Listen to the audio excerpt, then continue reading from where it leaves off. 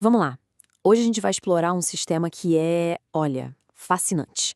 Ele encara a espiritualidade como se fosse uma espécie de linguagem de programação cósmica, sabe? Uma abordagem que busca decodificar a estrutura que está por trás de tudo, por trás da nossa realidade. E para a gente começar, a pergunta que norteia tudo isso é a seguinte: e se a realidade não fosse algo fixo? E se ela fosse mais parecida com um sistema operacional, com o código-fonte que a gente pudesse não só ler, mas até reescrever? É essa a premissa, bem audaciosa, que a gente vai desbravar agora. Beleza, então vamos fundo nisso.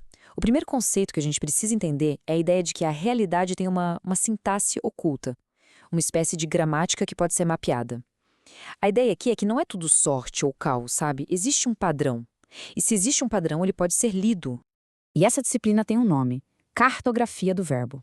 E olha, o ponto principal aqui, a virada de chave, é a ideia de efetuar colapsos de forma consciente.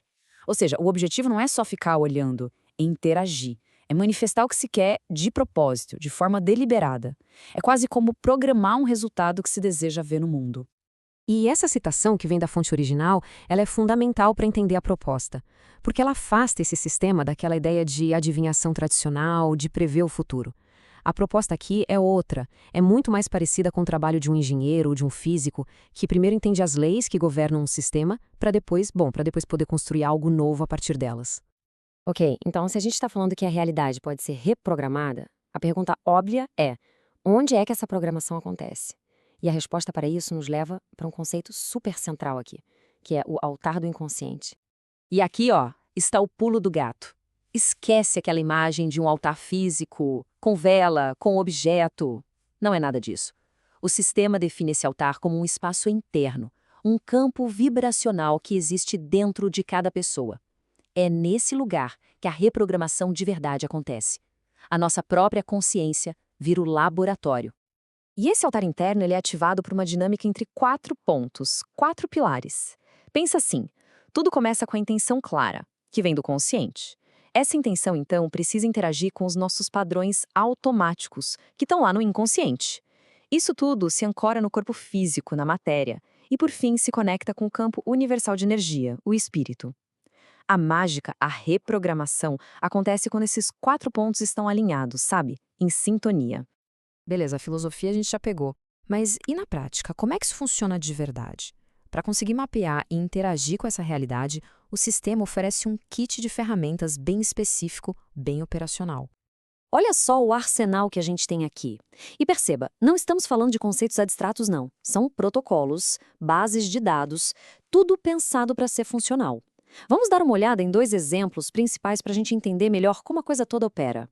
A primeira ferramenta é a MERC, sigla para Matriz de Engenharia Reversa do Colapso, e a ideia por trás dela é fascinante. Pensa assim, é como uma ferramenta de diagnóstico espiritual.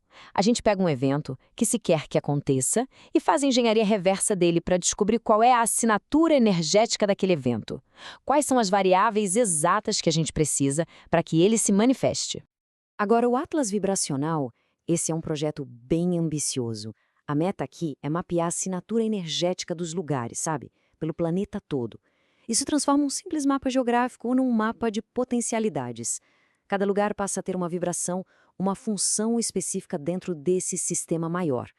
Agora a gente chega num ponto que realmente diferencia esse sistema de muitas tradições esotéricas mais clássicas, que é a sua pegada universal e olha que interessante, a sua integração com a tecnologia. E aqui a gente vê a diferença fundamental. Sabe, as tradições clássicas, muitas vezes elas são dogmáticas, muito ligadas a uma cultura específica, com seu panteão fixo de entidades e tudo mais. Já este sistema aqui, a proposta é ser universal, adaptável, o foco não está no dogma, mas sim na função energética que existe por trás de cada símbolo. E esse é o ponto-chave. Símbolos como as letras hebraicas, por exemplo, não são tratados aqui como um dogma religioso. Eles são vistos como funções universais. Pensa de novo na linguagem de programação. São como comandos. E se são funções, o que isso significa? Significa que eles podem ser substituídos por outros símbolos que cumpram a mesma função energética. Dá uma olhada nesses exemplos. A função de fogo ascendente, por exemplo, que na cabala clássica é representada pela letra Shin, Aqui, ela pode ser ativada usando o elemento fogo de verdade, ou som de tambores, ou até uma runa nórdica como Kenaz. Tá vendo? Isso torna o sistema absurdamente flexível. Ele se adapta a qualquer caminho espiritual ou cultural.